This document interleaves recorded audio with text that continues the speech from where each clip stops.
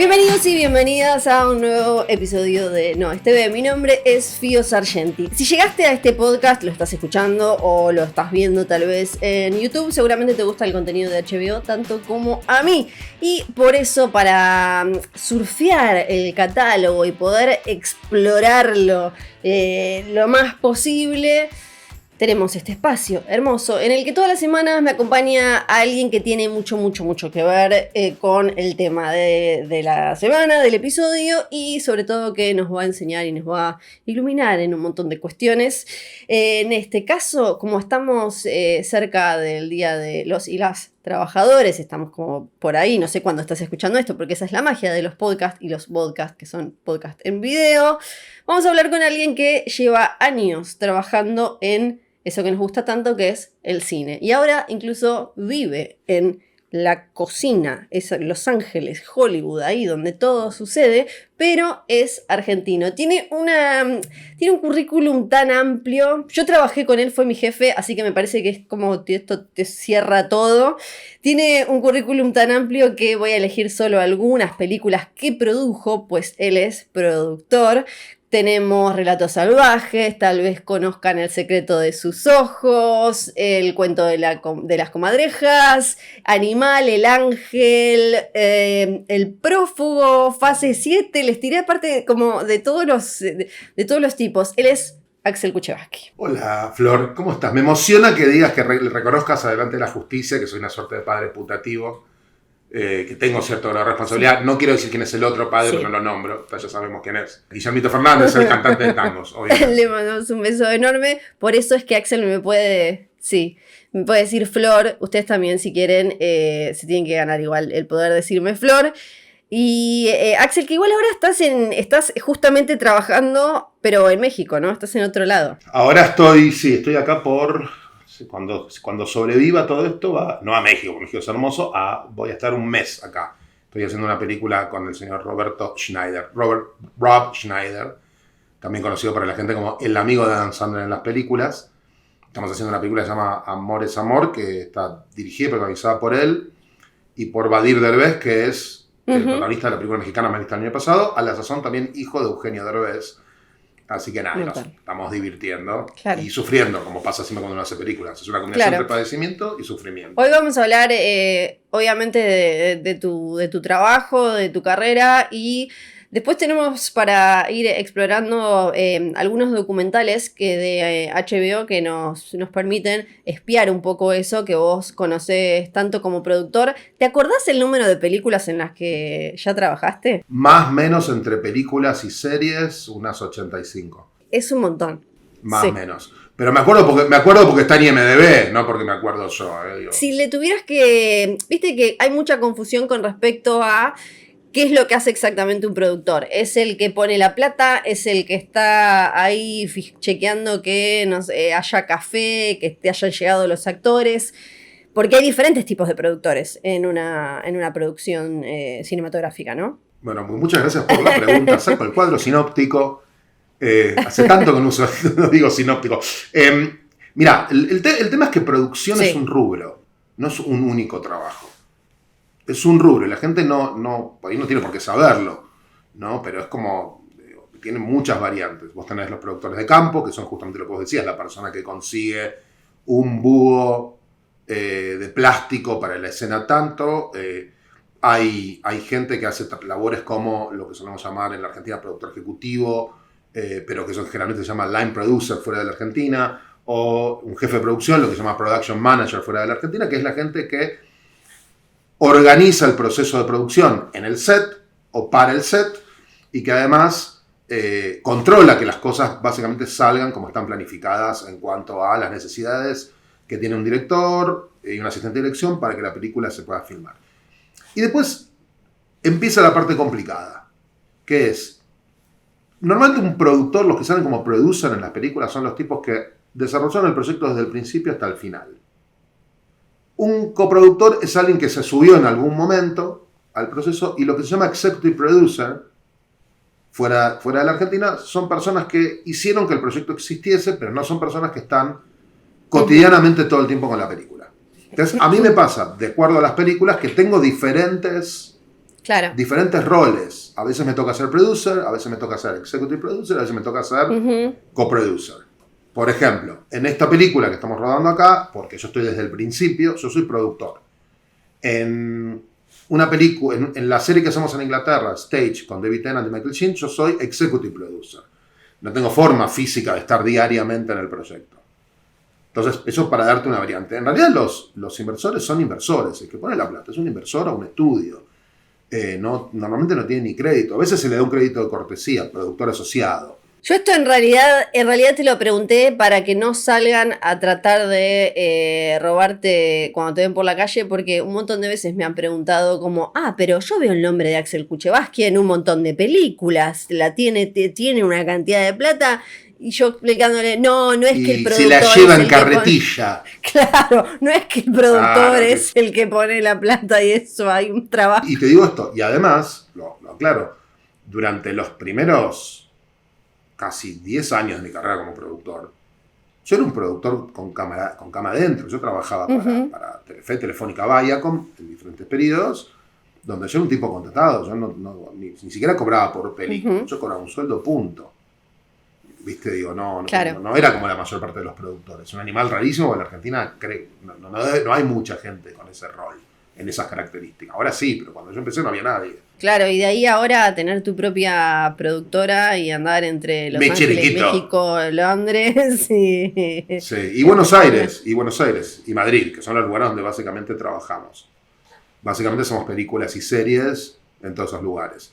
Todas muy diferentes, porque la forma de laburar en cada país, si bien el trabajo es muy similar, la cultura, la lógica de trabajo e incluso, sobre todo, los fondos públicos son muy diferentes en cada uno de esos países. Y este recorrido, este camino, como decías vos, de ser como el productor, cama adentro, trabajando para una gran empresa, a tener ahora tu propia productora y los diferentes niveles de vínculo y la manera en la que te involucraste o te tocó involucrarte con las diferentes películas en las que trabajaste, te dio seguramente un vistazo y un conocimiento enorme sobre la cantidad de áreas y ramas y pequeños trabajos que quizás no se ven porque no tienen una categoría en los Oscar y demás, ¿no? Como que debes saber...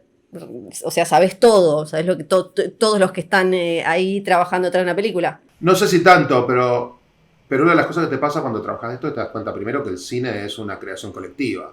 Que cuando la gente te quiere equiparar a hacer una película con escribir una novela, se equivocan de punta a punta. Claro. Hay millones de cosas en las películas que no decide el director o que el director aprueba, pero se las trajo a alguien por una serie de razonamientos personales. Entonces esta idea de que el cine es una obra autoral donde una persona pinta la galaxia, pinta su universo, no es verdad. No es verdad. El cine es esencialmente un mundo de restricciones. Todo el tiempo estamos corriendo en contra de las horas de trabajo. Vos querés ser la mejor película del mundo y las horas laborales son 8, con una hora de almuerzo. ¿Viste? Entonces, y esto involucra en un set y hay 300, 400 personas de base. Sin contarte lo que pasa en una película grande de estudio, qué pasa cuando tenés una película de superhéroes. ¿Viste? Digo, yo no quiero, pero, o sea, a mí a veces me abruma cuando hacemos una película, no me quiero imaginar, por ejemplo, Barbie Muschietti produciendo Flash. Claro. Una película que va a estar en HBO Max, por supuesto. Claro que sí. ¿Viste? Digo, pero que son películas que le dan trabajo a 5.000 personas. Algo de eso se ve en la miniserie documental de Movies, donde aparecen los grandes directores, obvio, las figuras, las estrellas, Scorsese, Robert Redford, pero se habla mucho de lo que no vemos, que es como los deadlines a los que tienen que llegar, incluso estos grandes directores, incluso obviamente estas megaproducciones que además está todo tan súper calculado, ¿no? Y una gripe de alguien o una llegada tarde mueve un montón de fichas que termina afectando la postproducción y quizás el lanzamiento. Sí, claro. Es un dominó súper delicadísimo, ¿no? Bueno, es que en realidad lo que la gente no entiende es esto, que cuando trabajás en una película de corte profesional, o cuando no trabajás en una película autoral, por decirlo de alguna manera, se trabaja de atrás para adelante. Vos sabés en qué fecha la película se tiene que estrenar. Entonces todo el cálculo es hacia atrás. Si yo tengo que estrenar, ponele, en noviembre, entonces la película se estrena en noviembre, nosotros tenemos que entregar el material 2 meses antes. Ok. Y para entregar 2 meses antes tenemos que la postproducción hacerla 3 meses antes. Y para tener la postproducción 3 meses antes, el rodaje no se puede pasar de tal fecha. Y por lo tanto la preproducción tiene que arrancar en tal lugar. Entonces en realidad es como un cálculo, ¿entendés? Que es un cálculo donde vos vas pasito hacia atrás. Es una cuenta regresiva el armado de una película.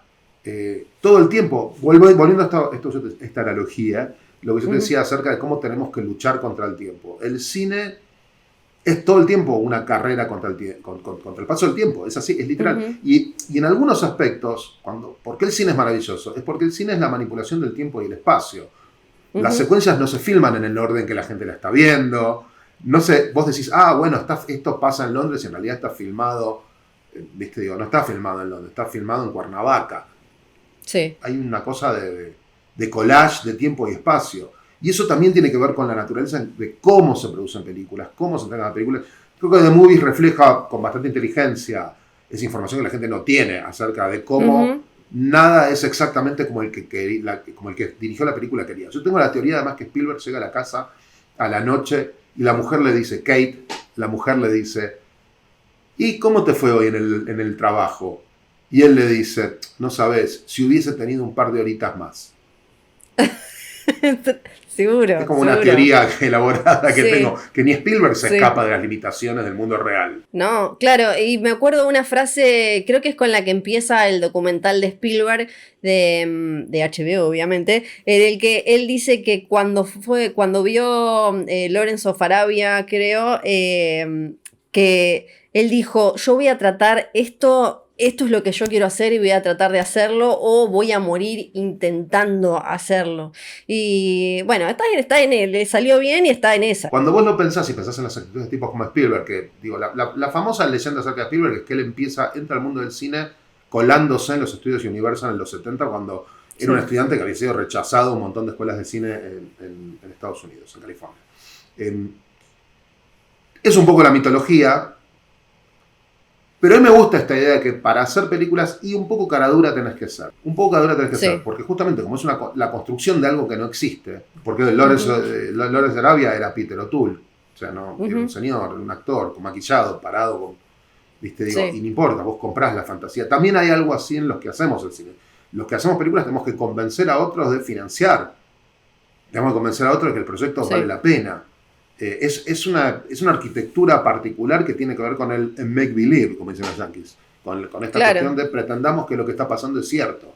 Sí, y Spielberg es un gran ejemplo, quizás el ejemplo más maravilloso contemporáneo. Sí, y en esa especie de fantasía que hay que crear para la pantalla y para lograr llevar eso a la pantalla, hay algo muy lúdico y casi medio infantil, ¿no? Me parece... Siempre me parece muy atractivo e interesante el choque entre la parte fría y hasta uno podría decir, cínica suena fuerte, pero de la plata, los números, si una película le va bien o mal, y la otra parte que me parece como más cercana a la inocencia, lo infantil, lo lúdico de esto, de crear, aunque sea un drama, aunque sea una película más teatral, un drama mega adulto, siempre hay que jugar a hacer otra cosa. Y justamente por eso también a mí me gusta volver a esta idea del realismo. Esta idea cuando la gente viene y te dice, no, es una película realista, es una película, es la vida real. Y en realidad ni siquiera la vida real, cuando la ves en el cine, es real.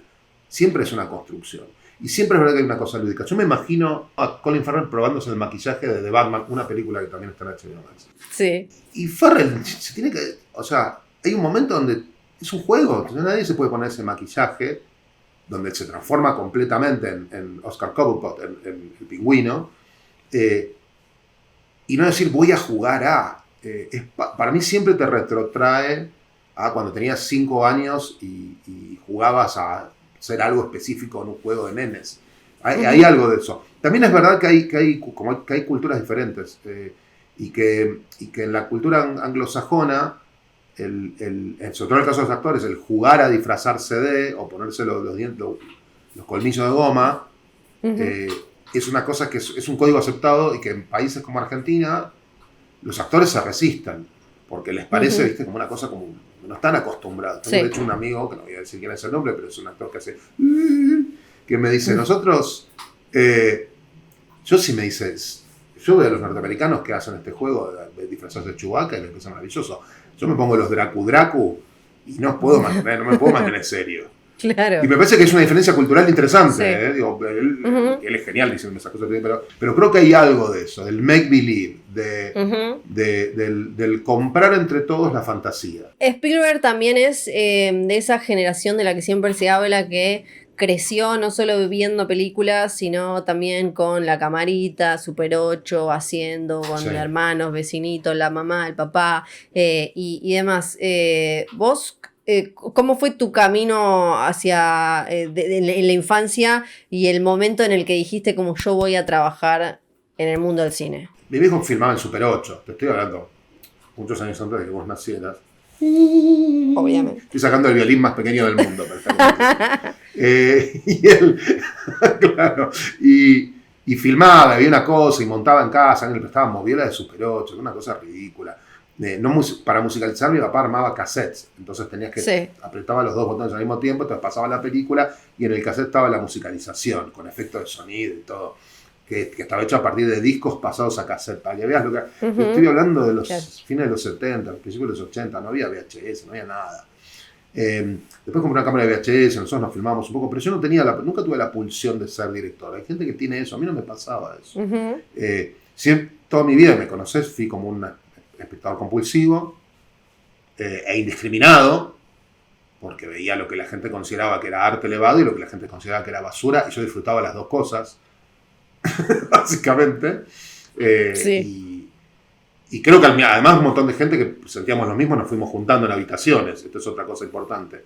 Que nos pasaba eso. Te gustaban las películas, te gustaban las series y no coincidías con esa lógica que había en otra época de esto es arte elevado, esto es basofia. A nosotros nos gustaba todo. Y en ese proceso fue cuando empecé a pensar que a mí lo que me interesaba era hablar sobre cine o escribir sobre cine. De ahí nace básicamente La Cosa con el tiempo, la revista La Cosa. Y en ese periodo, cuando al mismo tiempo empezando a trabajar en televisión y armando informes sobre películas, empecé a lentamente, entender cómo era el proceso. El proceso en el campo de juego, no teóricamente, sino en el campo de juego. Eventualmente eso se convirtió ya en Telefe, trabajar en el área de programación, sugiriendo qué películas comprar y qué programar, eventualmente llevando series, pilotos de programas argentinos como Todos contra Juan o Los Simuladores, hasta que un día alguien me toca la puerta y me dice, creo que serías un buen productor. O sea, yo tenía esa fantasía, y con el tiempo empecé a pensar que a lo mejor lo que yo quería hacer era el desarrollo de los proyectos, no necesariamente dirigirlos, no necesariamente escribirlos, porque son talentos muy específicos. Yo no tengo la paciencia para escribir un guión. No tengo esa paciencia. Y los directores es una raza aparte. A mí no me gusta el set. Yo la paso mal cuando voy a los rodajes. Solo pienso en por qué esta gente no se apura. Claro. No vamos a llegar, entonces llega. Yo la paso mal. La historia de Spielberg quedó medio como ya la tradicional, arquetípica, ¿no? De esto de agarrar la camarita y lo que decíamos y demás. Pero después me gusta ver gente que llegó medio de casualidad o por otras vías, que terminó en algún momento dirigiendo, por ejemplo. Pienso en Clint Eastwood, que en Clint Eastwood dirige, aparece, ¿no? Como que no era algo que estaba en él, un deseo, y es un tipo que ahora tiene 100.000 años y sigue dirigiendo, y no era una pasión-vocación. Claro, pero para mí es interesante. Eastwood, esencialmente, actúa 20 años antes de dirigir. O sea, empieza a actuar a principios de los 50... 15 años, desde que apareció en la película Tarántula, que aparece manejando un jet, hasta que dirige Play Misty for Me, que es en 1971, pasan más o menos 15 años. Hay 15 años donde el tipo actúa, se va, hace una serie de televisión, Crudo de Crudo, la serie la cancelan, se va a Italia, hace un par de películas, un tipo llamado Sergio Leone, las películas explotan, y y vuelve a Estados Unidos a filmar esencialmente bajo un director, la zona de un director que se llama Don Siegel. Hace un éxito muy grande, una película de Warner Bros., Harry el Sucio, 1971, y más o menos en ese periodo decide dirigir su primera película. Esta película, Play Misty for Me, Obsesión Mortal se llamó en Latinoamérica. Viste, digo, si querés, en ese momento, ¿cuánto tenía Eastwood? Era un tipo tenía 30 y pico, casi 40. No parece que para el tipo haya sido una vocación, es como una vocación tardía. Sí, es como sí, Gilda, que no se volvió cantante hasta grande. Sí, nunca pensé que iba a ser la comparación Clint Eastwood-Gilda, pero es espectacular. Si no ubican a Gilda, por favor, vayan a YouTube o algún lado, si están cuando terminen de ver, escuchar esto, vayan a buscar a Gilda, cantante argentina. Y después hay otro paso que a veces sale bien, a veces sale mal, y que tampoco tiene que ver con con el bichito del cine desde temprano. Es la de pasar del teatro, ¿no? O del teatro, o de la improvisación, o de lo que tiene que ver con el arte de escénica a la pantalla. Y esto creo que está buenísimo cómo lo va relatando el mismo Mike Nichols en Becoming Mike Nichols, ¿no? Como va contando, como en un momento dice que le enseña en 3 días. Creo que un director de fotografía le enseñó todo lo que más o menos tenía que saber para poder dirigir Quién le teme a Virginia Woolf, y después como terminó él peleando con Jack Warner. Es espectacular. Ese documental a mí me encanta. La verdad, el documental me encanta. Es hermoso, y una de las cosas, primero además porque ves la relación entre Nichols y la que era su socia de improvisación, que es el Len May, que además después se volvió una directora y una guionista espectacular. De hecho, le dieron un Oscar honorario este año. Pero una de las cosas más alucinantes de un tipo que, de nuevo, una vocación tardía, el tipo se vuelve director de cine cuando tiene más de 30 años. Las dos cosas que tiene genial ese documental que yo no tenía claro es, Nichols era hijo de una familia rusa, no habló inglés hasta la primaria, y después ves las películas tienen un uso tan sofisticado del idioma y tan a la vez anclado en la vida real, que es alucinante. Y la otra cosa es que tenía alopecia. Era un nene pelado.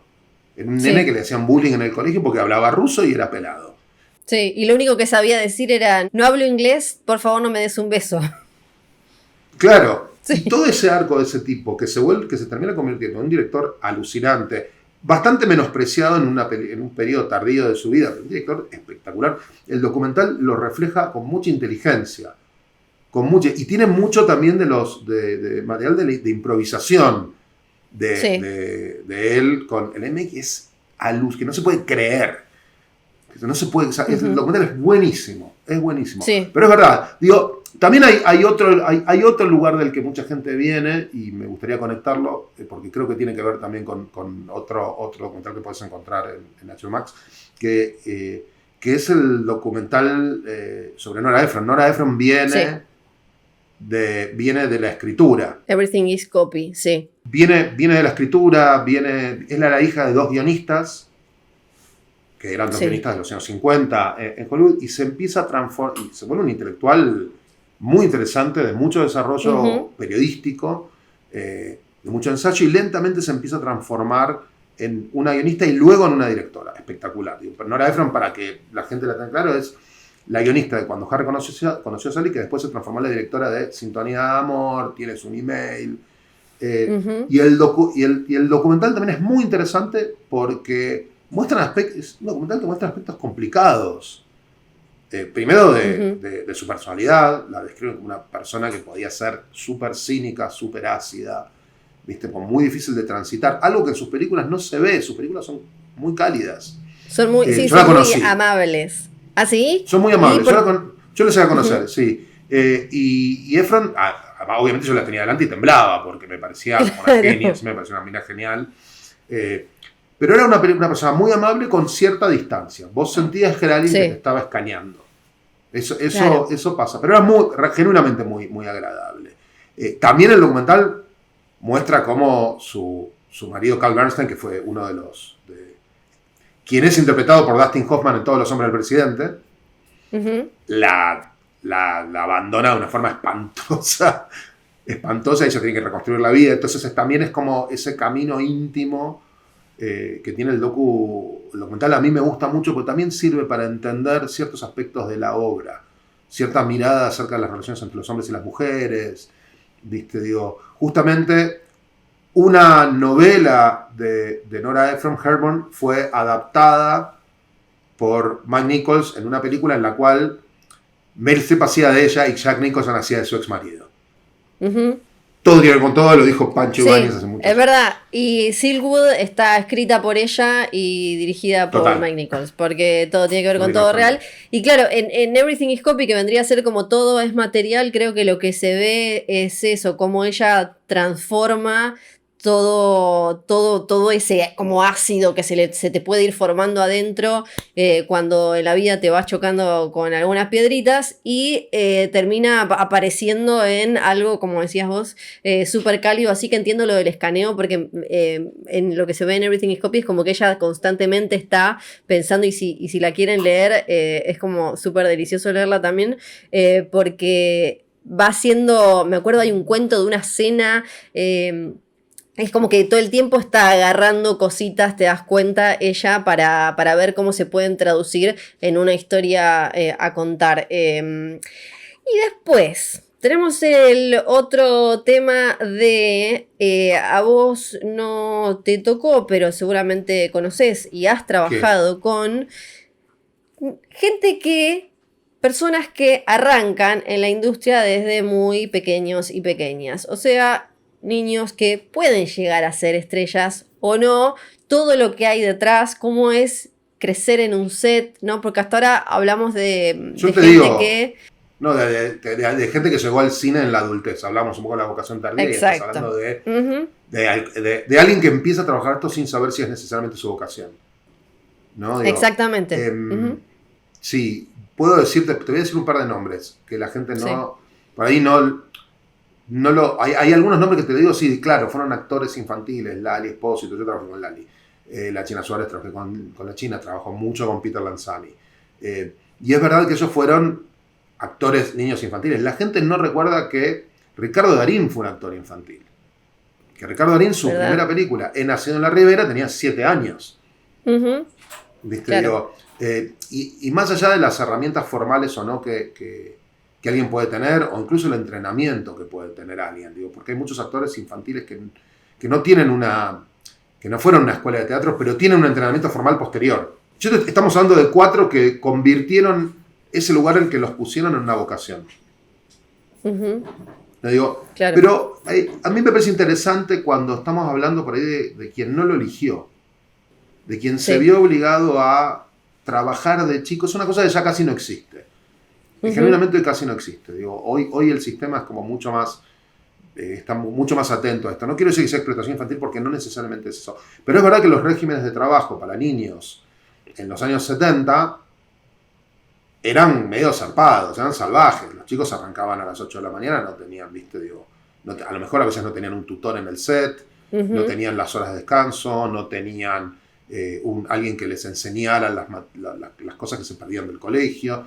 ¿Viste? Digo, hay un documental muy interesante,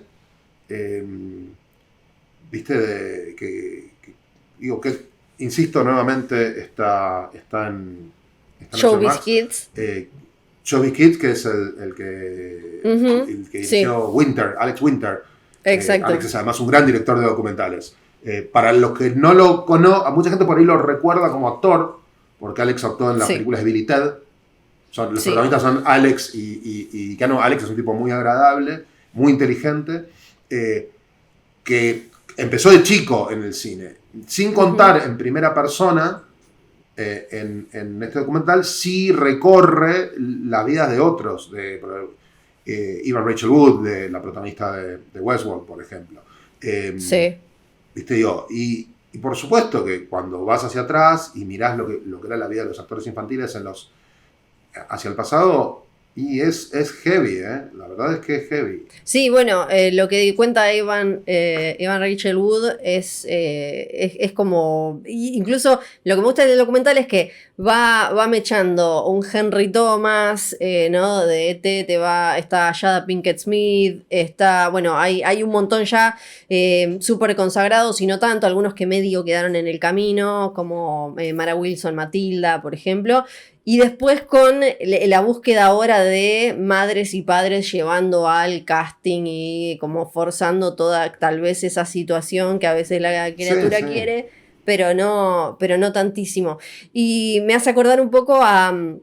Bueno, ahí está, un lindo ejercicio es ir a ver El Mago de Oz y después ir a leer todo lo que le pasó a Judy Garland para hacer El Mago de Oz. Pero también me gusta muchísimo el documental de Natalie Wood, que si bien lo que más queda de Natalie Wood siempre es el misterio de su muerte, ¿no? Y qué pasó, y si el marido, y si el otro, y si no sé, pero la historia de cómo ella llega a actuar y también aparece la presencia, en este caso, de una madre que hizo como mucha fuerza, mucha presión para que ella de chiquita y después de jovencita fuera de adolescente, pero de 14 años, de llevarla a el Chateau Marmont del hotel en Los Ángeles para que se encuentre con un director para quedar en una película y cosas así como que como decías ya... Es verdad que mucho de ese periodo más complicado de la vida de Natalie Wood, Natasha, como le decían la familia, porque era una familia rusa, ese principio, cuando era una actriz infantil, que se la puede ver en muchas películas de la Fox, por ejemplo, de finales de los 40, por ejemplo, El Milagro en la calle 34, aparece de nena, ¿viste? A mí lo que me impresiona, y que creo que el documental lo cuenta bastante bien, es esta necesidad constante de reinvención. Hay que pensar que cuando ella hace Rebelde sin causa, una película de Warner, cuando ella hace Rebelde sin causa, queda nominada como mejor actriz, y no tenía 20 años. ¿Viste? Digo, era muy fácil que alguien quemara todos los cartuchos antes de la mayoría de edad en ese sistema. O sea, pero que ella haya logrado reinventarse constantemente hasta bueno, esa muerte absurda e incomprensible en 1981, 1982. Hay algo, ¿viste? De una pulsión de no quedarse con lo que uno es. Y eso para mí excede a la madre que la llevaba a los castings. Hay un momento donde esto se vuelve su vocación. Si no, no podía haber sido así exitosa. No, claro. Sí. Y después otro... creo que es mi favorito de todos los documentales que mencionamos hasta ahora, que es Bright Lights de Carrie Fisher y Debbie Reynolds, que me parece... es muy gracioso, además. Me parece como hermoso, porque ellas dos eran tan adorables y carismáticas, pero en sentidos también casi como opuestos, y ni hablar justo... Obviamente la tragedia de cómo fallecieron, del timing ese, pero... Sí, el documental viste que retrata, incluso termina un poco antes de la muerte de Carrie Fisher. Carrie Fisher se muere básicamente en un vuelo de Londres a Los Ángeles. Cuando a la madre le dicen, se murió tu hija, se muere la madre. Es tremendo. Es como una cosa. Y cuando ves el documental te das cuenta de la relación simbiótica entre las dos y con el hijo también. Digo, yo pienso eso en Todd, que es Todd Fisher, que es el hermano de Carrie Fisher, el hijo de Debbie Reynolds. Esa cosa tremenda que es ese tipo que de golpe un día se queda sin la madre, el padre ya se había muerto, se queda sin mamá, sin hermana, con una diferencia de 24 horas. Pero cuando ves el documental, lo que ves es, además de la relación simbiótica, es cómo se sostenían entre las dos. Entre una actriz grande, muy grande, y su hija más joven, pero completamente autodestructiva. Hipertalentosa, hipertalentosa como escritora. Carrie Fisher es una escritora increíble. Hay todo un aspecto de la vida de Carrie Fisher como guionista y como escritora que por ahí la gente no tiene tan claro porque piensa en la princesa Leia. Sí, y a mí me gusta mucho cómo que el documental te deja espiar en cómo se complementaban esto que decías de la relación, porque Debbie Reynolds representaba desde Cantando bajo la lluvia, todo como una cosa dulce, inocente, tierna, como levemente juguetona. Y Carrie Fisher era lo opuesto, o sea, era ácida. Pero era Hollywood de los 70, Hollywood de los 70. Sí. Era como era ácida y se tomaron todo. Se tomaron todo lo que existía, se tomaron todo juntos. Sí. Pueden ver Shampoo, donde ahí hay una Carrie Fisher joven y hay un poquito de todo eso. Es la película que hace antes de quedar castigada como princesa Leia Organa de Star Wars. Shampoo, by the way, de paso, Shampoo es, la película de Hal-Ashby, es un peliculón, es alucinante. Es un peliculón. Realmente cuenta un poco la vida de Los Ángeles a principios de los 70 con una inteligencia. Y Warren Beatty hace de un peluquero que usa su capacidad para seducir mujeres para subir en la escala social y en la escala política. Es re interesante. Una cosa, y está basado, lo tengo que decir, en una figura real, en Sean Peters, que después fue el marido de Barbra Streisand, que, si vieron Licorice Pizza, es el personaje que hace Bradley Cooper. Y ahí podemos recomendar de paso A Star is Born. A mí me divierte, yo Total. sé, la de Barbara, que es la que hizo que él quede siempre como productor, la de Barbra Streisand, de los 70, no es la mejor Nace una estrella, pero a mí me divierte verla después. Es horrible, yo entiendo que a usted, esta es una opinión personal. Sí. Es una película espantosa. Ya sé, pero sí, pero además después ver, me gusta como todo el drama que hubo en el detrás de escena, ella que lo mete a él como productor, y también habla como un poco de cómo funcionaban las cosas, ¿no? Lo mete, quiero que mi novio esté, quiero pero que te digo algo, genera todo un problema, y después él queda, sí. A mí me gustó bastante la remake, la película de Bradley Cooper, me parece que la película está súper bien. Viste, digo, me parece para hacer una primera película, además tiene momentos muy interesantes. Sí. Estructuralmente y en cómo cuenta la historia, en realidad es más parecida a la versión de 1954 con Judy Garland y James Mason. Es bastante más parecida a esa versión que a la versión de Barbra Streisand. También lo tengo que decir, la de 1954 es de Warner Bros. Es una película de Warner. Sí. Todo, y bueno, parece como que si estuviese todo. No es que arreglamos todo esto está pasando en vivo, chicos. Está pasando naturalmente. Y después, bueno, John Peters lo pueden encontrar como productor, van a ver el nombrecito en un montón de películas de DC y van a decir, ¿y este hombre quién es? ¿Qué hace? Y ahí pueden volver y googlear la historia de cómo ese hombre terminó apareciendo como productor, vinculado con el comienzo de esta charla, hablando de las diferencias entre los roles de producción. Y por último... Para ser feliz a la gente muy cortito, Fío, es que John Peters aparece como productor en todas las películas de DC porque en algún momento firmó un contrato. No es porque él esté involucrado en todas las películas de DC contemporáneas. Esto también firmó. O sea, cuando hicieron Batman, el Batman de Tim Burton, él y Benjamin Aslan, que era el otro productor, firmaron un contrato y dijeron, bueno, de acá en adelante todas las películas que estén basadas en superhéroes, yo voy a recibir algo de plata y mi nombre va a aparecer. Digo, no pensemos que él es el cerebro detrás de películas espectaculares. No es que Zack Snyder, Matt Reeves y Andy Muschietti se sientan con él a charlar. Se sientan con este tipo no sabe, por ahí no lo vieron nunca. No, le mandamos un beso enorme. Y para cerrar, otro tipo de historia en la que ya nació con fama, donde no se entiende bien como, bueno, era vocación o era más bien como un destino familiar. Tenemos Jane Fonda en 5 Acts, en 5 actos, donde también vemos como, hablando de los 60, 70, como ella en algún momento trata de quebrar eso y ahora lo ves y decís como, ser como revolucionario y romper con lo establecido en Hollywood en esa época era eso. Ahora como y todavía igual la vemos marchando ahí a ella y se la llevan por el calentamiento global y todo. A mí lo que más a mí me genera mucha admiración eso, que tenga 80 y pico de años y que igual se pare en la puerta del Capitolio en contra de la contaminación y se la lleva presa y que siga teniendo posición. Viste, digo, el documental igual las partes más demoledoras tienen que ver con la relación con el padre, con Henry Fonda, y con la bulimia y la anorexia, que es una cosa, viste, digo, que la verdad es muy valiente de parte de ella poder contarlo como lo cuenta. y contar en realidad cómo se miraba, cómo el sistema miraba a las mujeres en otro momento. Creo que es un poco demoledor en ese sentido también, ¿viste? Que eso es una de las cosas más... realmente había una mirada de lo femenino que era espantosa en otra época. Que se ve con la diferencia en cómo trató la industria a su hermano, ¿no? A Peter Fonda y a ella, o sea, sí. No, y además hay momentos en los cuales, o sea, como es una reinvención constante, en ese sentido es parecido a lo que decíamos de Natalie Wood.